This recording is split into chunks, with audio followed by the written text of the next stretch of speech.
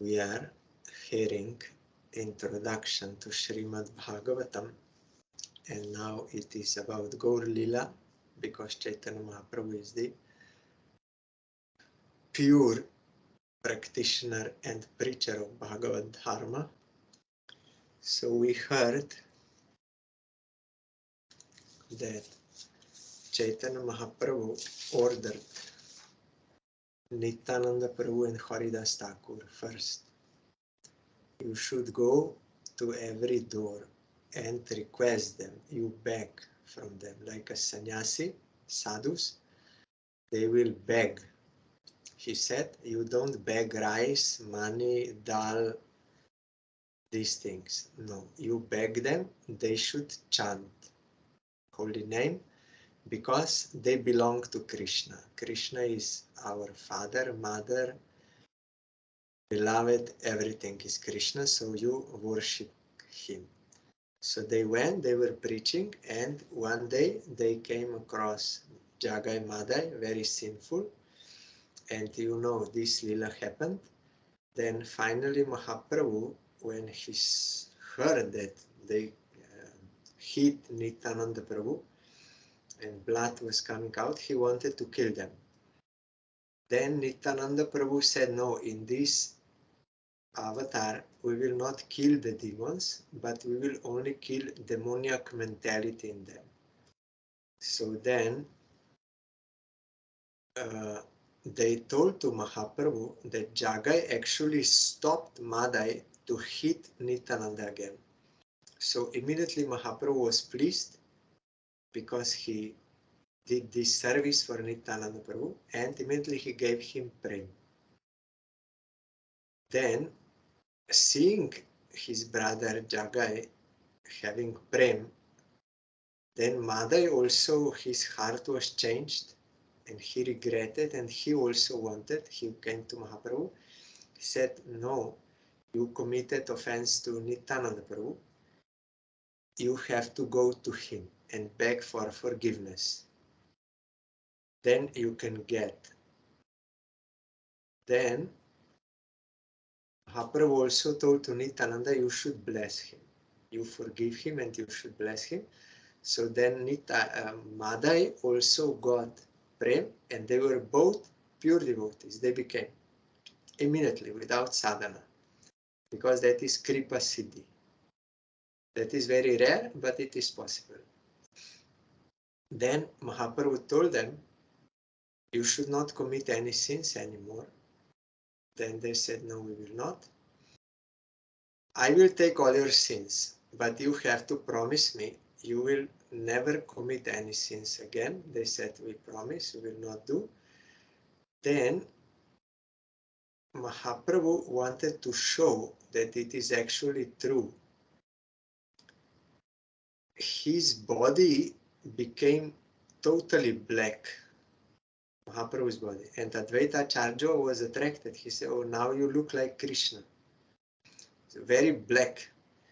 But because he accepted all those sins from them, then Mahaprabhu said, you do Nama Sankirtan, Harinama Sankirtan. Then all the devotees, they were doing, and Mahaprabhu also doing. Then that blackish color gradually was removed, and Mahaprabhu was again golden to show everyone that I destroyed all their sins through this Nama Sankirtan. Guru does this. If disciple surrenders, then Guru will destroy those sins. But in this case, it was immediate because they got kripa siddhi. But in those who have to do sadhana, it depends on your sadhana, how much you are serving Krishna, that much all those karma and all that is destroyed under the guidance of bona fide Guru. And then Mahaprabhu told to all devotees, now they are Mahabhagavats, topmost devotees. No one should consider them according to their past activities, then it will be offense. If pure devotion already manifested in someone's heart, if with wrong motive you speak about their past activities, you will commit offense. That will be detrimental for your bhajan. So, if Guru is bona fide Guru, he is serving Krishna only, does not have any ulterior desires.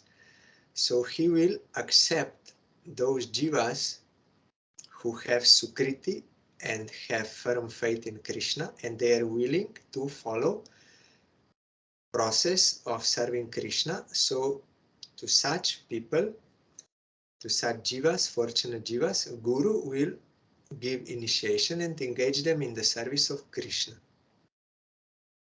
Then how much they will do, that karma will be destroyed. But if Guru is having some ulterior desires and he's accepting unqualified disciples for some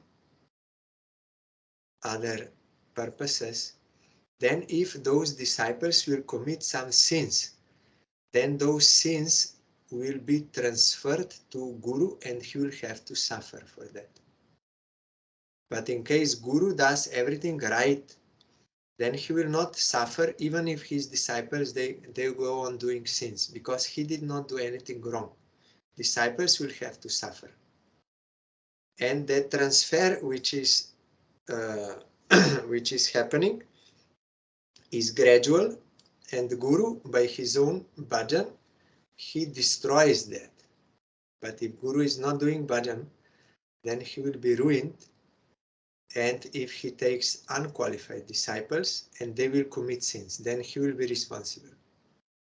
So it is not a joke, this Guru business, just for the sake of some mundane things. Then you will have to suffer.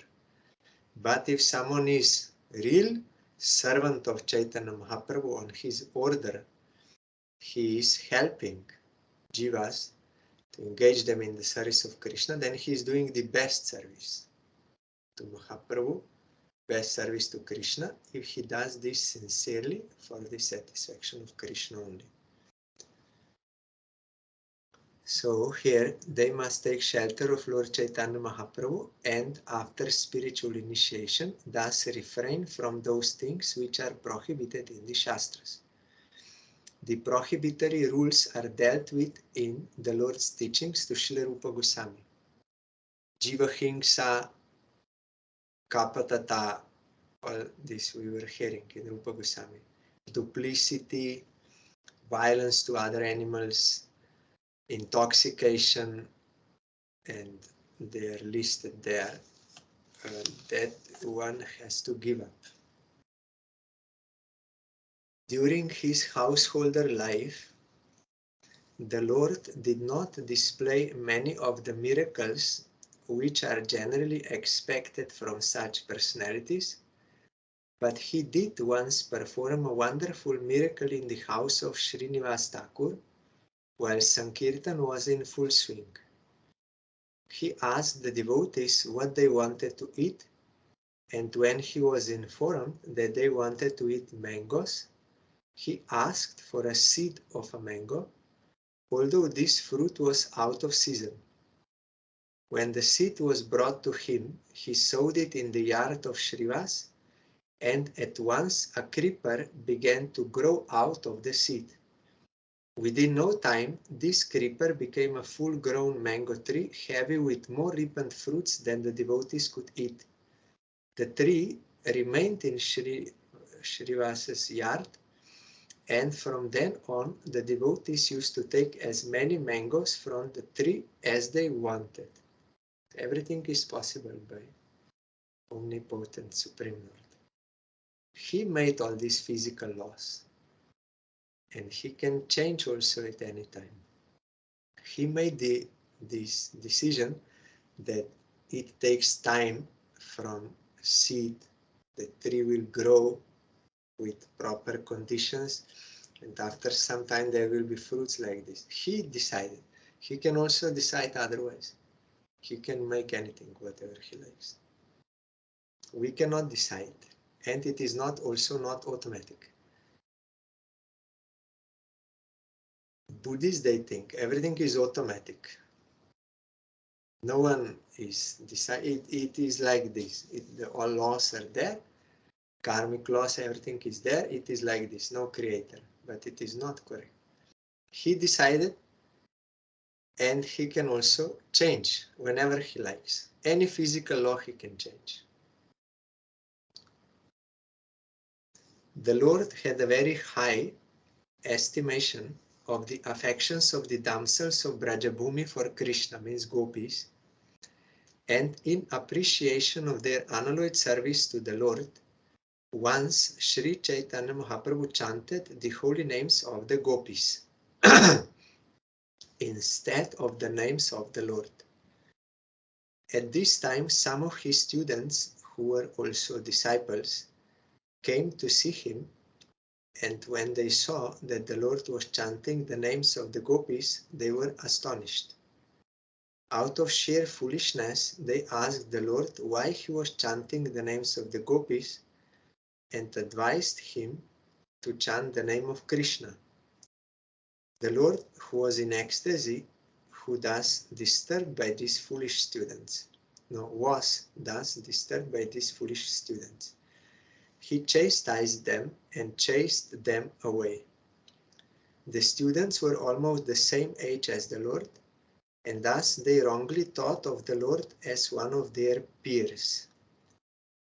They held a meeting and resolved that they would attack the Lord if he dared to punish them again in such a manner. This incident provoked some malicious talks about the Lord on the part of the general public. They could not understand. Kanishta Adhikari, he only has faith in Supreme Lord, but not in his devotees. He does not understand that his devotees are non-different from Supreme Lord, being his internal potency or being his paraphernalia. Madhyam Adhikari understands Krishna is worshipable and his devotees are also worshipable, being his paraphernalia. So Mahaprabhu was in this mood and he was singing the glories of gopis, but they could not understand. So they made some party spirit, and that is not good. So, and Mahaprabhu also was in such ecstasy, they could not understand. When that Brahmin said, "Why you are chanting the name of Gopi? This is nowhere in Shastra." And also, it is mentioned you have to chant the name of Krishna. Why you are not chanting the name of Krishna? Then because Mahaprabhu was in the mood of the gopis, he thought that he is some messenger from Krishna. He is trying to make him very important. But sometimes gopis, they chastise Krishna out of love. And his associates also, messengers. So Mahaprabhu is in that mood. But they thought he is behaving wrongly. They could not understand that ecstasy. This is also another proof that not all can understand about the leelas of the gopis and this. Not all. So it should not be spoken in public. It is only for elevated devotees, those who are adhikaris. At least they have to be on the stage of nishta, not before that. Then they will misunderstand, like in this case. When the Lord became aware of this, he began to consider the various types of men found in society. He noted that especially the students, professors, fruitive workers, yogis, non-devotees, and different types of atheists were all opposed to the devotional service of the Lord. My mission is to deliver all the fallen souls of this age, he thought. But if they commit offenses against me, thinking me to be an ordinary man, they will not benefit. If they are to begin their life of spiritual realization, they must some way or another offer obeisances unto me. Thus, the Lord decided to accept the renounced order of life, sannyas, because people in general were inclined to offer respects to a sannyasi. Like I said yesterday, one is Laukika Shraddha, like social custom. So in India, this was, even as a social custom, everyone would offer obeisance to sannyasi and give something to him if he's begging. So he thought in that way they can be rescued from their offenses and they can get my grace if they submit to me. So he took sannyas and he took from Mayavad school, because at that time they were prominent, they were respected in society, Shankaracharjas. So intentionally he took that for this purpose, but that does not mean that he is Mayavadi. Something Chaitanya Mahaprabhu is Mayavadi. Yes, before he was preaching, he was practicing devotion, but after he became Advaitavadi, that is wrong, because they don't know why he took sannyas, and he also explained why he took, to engage himself for the service of Krishna as that Avaduta Brahmin, and this was another thing to attract the respect from others. And he also, before Keshava Bharati, his sannyas guru, Mahaprabhu gave him one dream that Keshava Bharati one night before Chaitanya Mahaprabhu came to Keshava Bharati one day before sannyas. He told him, I got one dream in which you gave me my sannyas mantra. So is it correct? I will tell you this mantra and you tell whether this mantra is correct. Is this the mantra you will give me for sannyas? So then Chaitanya Mahaprabhu told him, and actually he first initiated Keshava Bharati into that mantra and also inspired him in that way. Then Keshava Bharati said, yes, this mantra I will give you. That is sannyas mantra for the service. So they're only externally seeing, they don't know. Actually Mahaprabhu, outwardly only he was as a Mayavadi sannyasi to attract respect for this purpose. 500 years ago, the condition of society was not as degraded as it is today. At that time, people would show respect to a sannyasi, and the sannyasi was rigid in following the rules and regulations of the renounced order of life. Sri Chaitanya Mahaprabhu was not very much in favor of the renounced order of life in this age of Kali, but that was only for the reason that very few sannyasis in this age are able to observe the rules and regulations of sannyas life. Sri Chaitanya Mahaprabhu decided to accept the order and become an ideal sannyasi so that the general populace would show him respect. One is duty bound to show respect to a sannyasi, for a sannyasi is considered to be the master of all varnas and ashramas.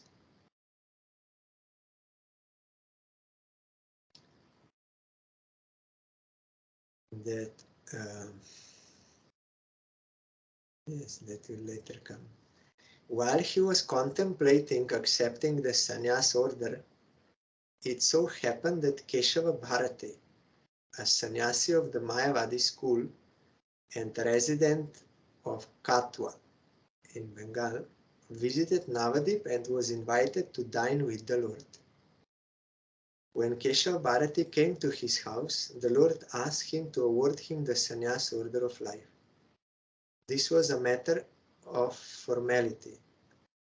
The sannyas order is to be accepted from another sannyasi. Although the Lord was independent in all respects, still, to keep up the formalities of the Shastras, he accepted the sannyas order from Keshava Bharati, although Keshava Bharati was not in the Vaishnava Sampradaya. After consulting with Keshava Bharati, the Lord left Navadip for Katwa to formally accept the sannyas order of life. He was accompanied by Srila Nityananda Prabhu, Chandrasekharacharya and Mukunda Datta. These three assisted him in the details of the ceremony. The incident of the Lord's accepting the sannyas order is very elaborately described in the Chaitanya Bhagavat by Srila Vrindavan Das Thakur. Thus, at the end of his 24th year, the Lord accepted the sannyas order of life in the month of Magh. After accepting this order, he became a full-fledged preacher of the Bhagavat Dharma. Although he was doing the same preaching work in his householder life, when he experienced some obstacles to his preaching, he sacrificed even the comfort of his home for the sake of the fallen souls. In his householder life, his chief assistants were Srila Advaita Prabhu and Srila Srivas Thakur, but after he accepted the sannyas order, his chief assistants became Srila Nityananda Prabhu, who was deputed to preach specifically in Bengal, and the 6 Goswamis, Rup, Sanatan, Jiva, Gopal Bhatta, Raghunath Das, and Raghunath Bhatta Goswami, headed by Srila Rupa and Sanatan, who were deputed to go to Vrindavan to excavate the present places of pilgrimage. The present city of Vrindavan and the importance of Brajabhumi were thus disclosed by the will of Lord Sri Chaitanya Mahaprabhu. Those places were already lost, no one knew about. But by the desire of Mahaprabhu, he empowered Rupa Goswami and Sanatana Goswami to reveal. And some places Mahaprabhu also revealed. And it was same in Navadip. Everything was under Ganga. Then after some time, again, that came. And Bhaktivinoda Thakur, he revealed all the holy places in Navadip, together with Jagannath Das, Babaji Maharaj. That is why Srila Bhaktivinoda Thakur is also considered as the 7th Goswami. There are 6 Goswamis, he's 7th. But he did this kind of work in Navadip to show all the holy places, and he wrote more than 100 books in different languages, explaining in detail about the real teaching of Mahaprabhu, based on all Shastras and the writings of the Goswamis. And he also empowered, that is already his pure devotee, Srila Bhaktisiddhanta Saraswati Thakur came. So Bhaktivinoda Thakur engaged him in this duty to spread this all over the world.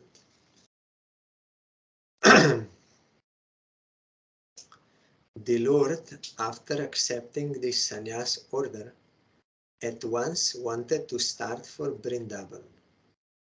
For 3 continuous days he traveled in the Rara Desh, places where the Ganges does not flow. He was in full ecstasy over the idea of going to Vrindavan. However, Srila Nityananda diverted his path and brought him instead to the house of Advaita Prabhu in Shantipur. The Lord stayed at Sri Advaita Prabhu's house for a few days, and knowing well that the Lord was leading his heart and home for good, Sri Advaita Prabhu sent his men to Navadip to bring Mother Sachi to have a last meeting with her son. Some unscrupulous people, means those who have no conscience, they don't know they have no internal conscience, feeling, inner voice, what is good, what is not good. They are unscrupulous. People say that Lord Chaitanya met his wife also after taking sannyas and offered her his wooden slipper for worship, but the authentic sources give no information about such a meeting. His mother met him at the house of Advaita Prabhu, and when she saw her son in sannyas, she lamented. By way of compromise, she requested her son to make his headquarters in Puri so that she would easily be able to get information about him. The Lord granted this last desire of his beloved mother. After this incident, the Lord started for Puri, leaving all the residents of Navadip in an ocean of lamentation over his separation. The Lord visited many important places on the way to Puri. He visited the temple of Gopinath Ji, who had stolen condensed milk for his devotee Srila Madhavendra Puri. Since then, Diti Gopinath Ji is well known as Kir Chora Gopinath. The Lord relished this story with great pleasure.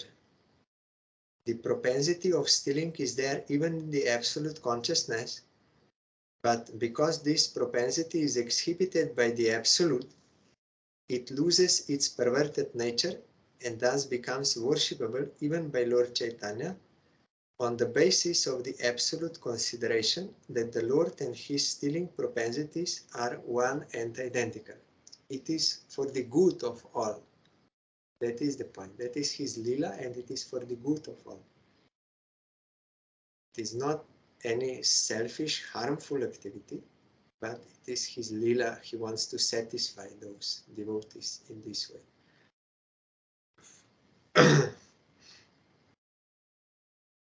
This interesting story of Gopinath Ji is vividly explained in the Chaitanya Charitamrita by Krishna Das Kaviraj Goswami. After visiting the temple of Kir Chora Gopinath of Remuna at Balasore in Orissa, the Lord proceeded towards Puri and on the way visited the temple of Shakshi Gopal, who appeared as a witness of the matter of two Brahmana devotees' family quarrel. The Lord heard the story of Shakshi Gopal with great pleasure because he wanted to impress upon all the atheists that the worshipable deities in the temples approved by the great acharyas are not idols, as alleged by men with a poor fund of knowledge. Our Gurudev also said we should not use the word idol. In India, many they are using, those who are Mayavadi and others, idol, but it is not idol. And Gurudev also showed in Oxford Dictionary, the old version, there it was written false god. I also checked after because Gurudev told when I was in student, I had one Oxford Dictionary English.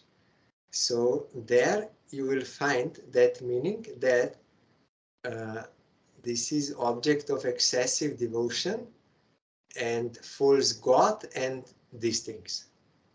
So then when one his disciple once from South Africa, he said, there is one temple here, so I am going to see the deities. No, I am going to see the idols of Radha Krishna. Then Gurudev said we should not use the word idol. Idol and deity are not one and the same. And then Gurudev again checked, wanted to quote from Oxford Dictionary, but new edition, pocket edition. And there Gurudev thought they changed the meaning. this false god was taken out. It was not there anymore.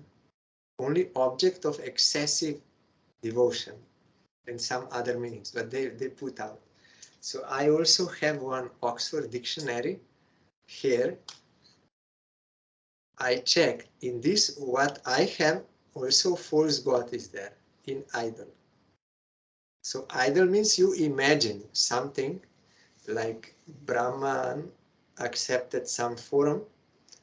So you can imagine any form just for the sake of concentration. That is idol, and you worship, and that will help you in your concentration. That is, deity and idol are not the same thing. Here Sai Maharaj is further explaining. The deity in the temple is the Archa incarnation, or Archa avatar, Archa Vigraha, of the personality of Godhead. And thus the deity is identical with the Lord in all respects.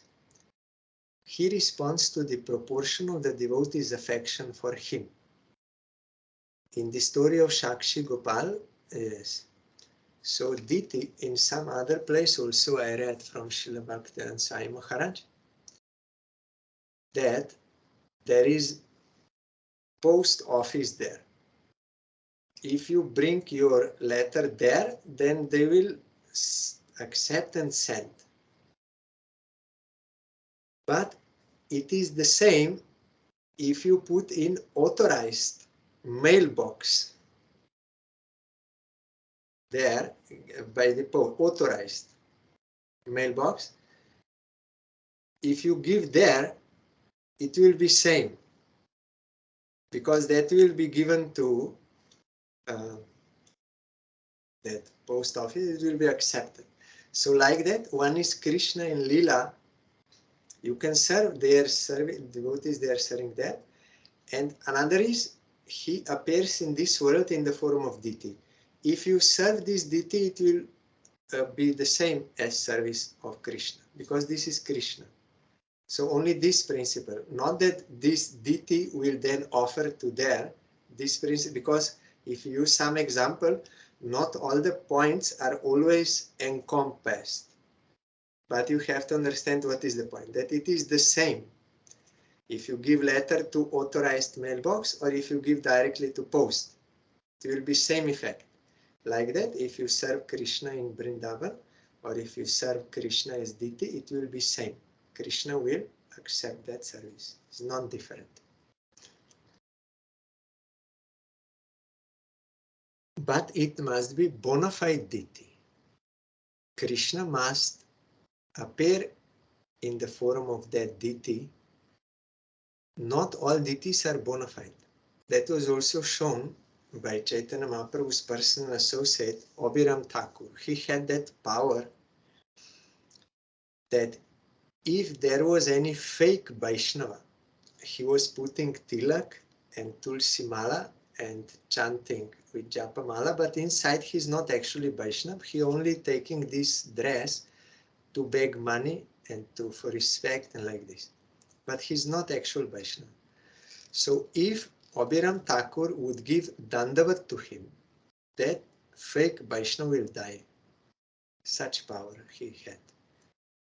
And if there was any deity, it was a statue, someone showing some deity for the sake of collecting money from the people, because in India everyone will give something for the service and like this, but that person is not actually believing in Krishna and not actually serving Krishna. He only put there to collect money. So Abhiram Thakur, if he would give dandavat to such fake deity, that deity would break into pieces.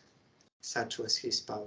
So in order to show that not everything is genuine in this world, even in spiritual like field, you have many fake sadhus, many fake deities, fake mantras, all these things.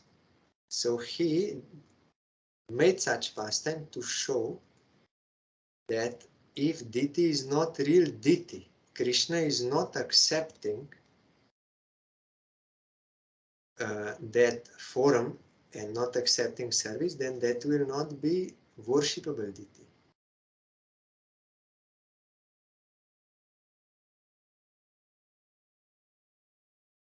So, in the story of Shakshi Gopal, in which there was a family misunderstanding by two devotees of the Lord, in order to mitigate the turmoil as well as to show specific favor to his servitors, traveled from Vrindavan to Vidyanagar, a village in Orissa, in the form of his Archa incarnation. From there, the deity was brought to Kotok, and thus the temple of Shakshi Gopal is even today visited by thousands of pilgrims on the way to Jagannath Puri. This Vidyanagar is more south in India, but that time it was Orissa because that king conquered all South India also. Now it is not in Orissa. That time it was.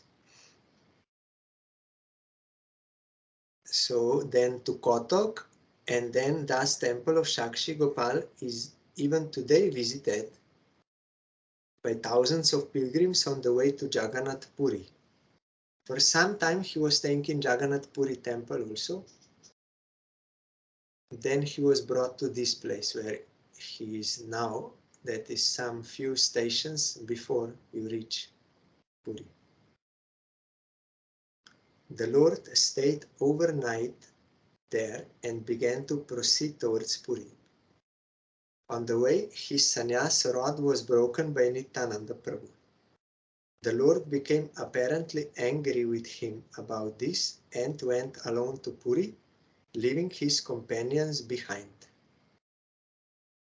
At Puri, when he entered the temple of Jagannath, he became at once saturated with transcendental ecstasy and fell down on the floor of the temple unconscious.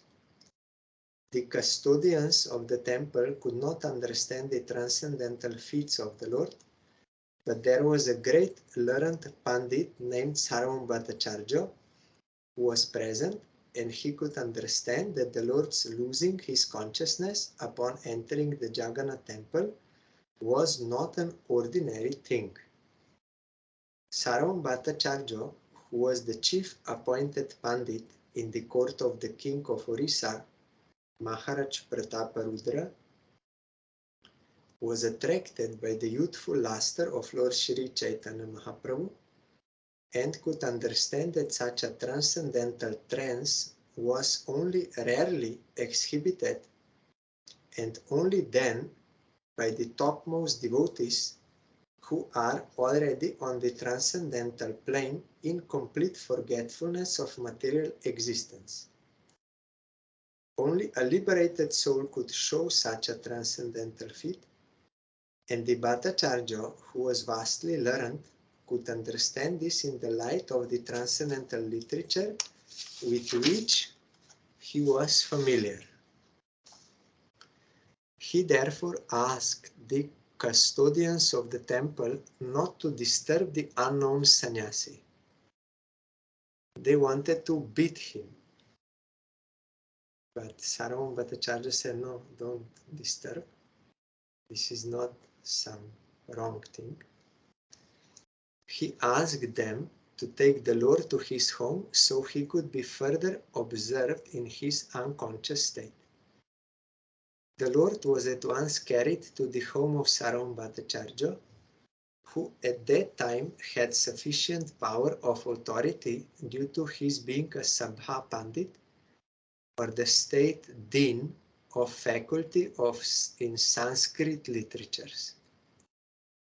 The learned Pandit wanted to scrutinizingly test the transcendental feats of Lord Chaitanya, because often unscrupulous devotees imitate physical feats in order to flaunt transcendental achievements just to attract innocent people and take advantage of them. They imitate to get respect. A learned scholar like the Bhattacharya can detect such imposters, and when he finds them out, he at once rejects them. This also happened when Haridas Thakur was in ecstasy by hearing the Kaliya Daman Lila of Krishna. He was rolling on the ground in ecstasy, but one Brahmin, he saw everyone is giving respect to Haridas Thakur. So if I can do like this, they will also respect me. So he did imitation, but that snake charmer, he could immediately detect he's a fake. So he beat him and he had to run. And also once it happened, there are many like so-called kirtan parties in India, professional like this, and they are competing who will have more ecstatic kirtan like this. They are competing for getting name and fame. So once they decided, and they even paid to one person, that when we will come, then you will just hear kirtan and you will fall down on the ground in ecstasy, and you will roll down, and they will pay him. So when they came and he fell to the ground and was rolling, then immediately he stood up and went. This was not their plan before. Then after they asked him what happened, they say, I fell down, but there were many red ants there. They were biting me. That is why I could not remain, and I had to quickly stop. It means that is all fake. If one is really in transcendental ecstasy, he cannot feel anything of this world. But here it was shown by the ants.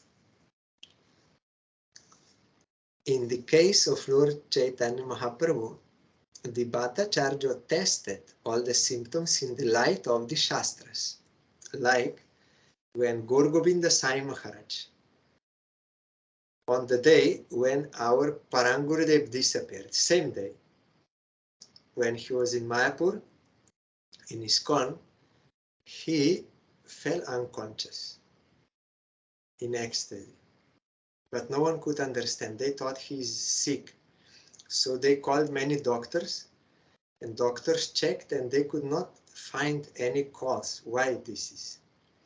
Then they called Krishna Das Babaji Maharaj, disciple of Srila Bhaktisiddhanta Saraswati Thakur,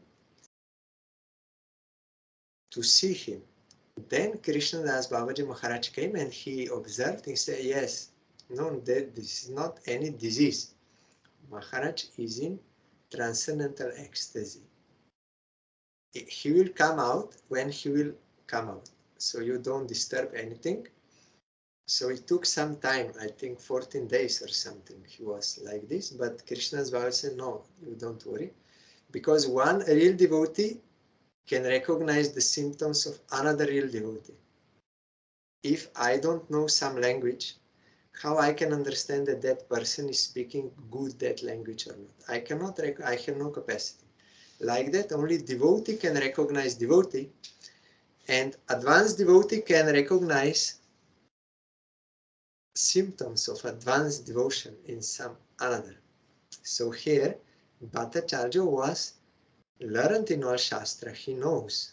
In Bhagavatam also it is there about these symptoms. So he understood, yes, they are right. He tested as a scientist, not as a foolish sentimentalist.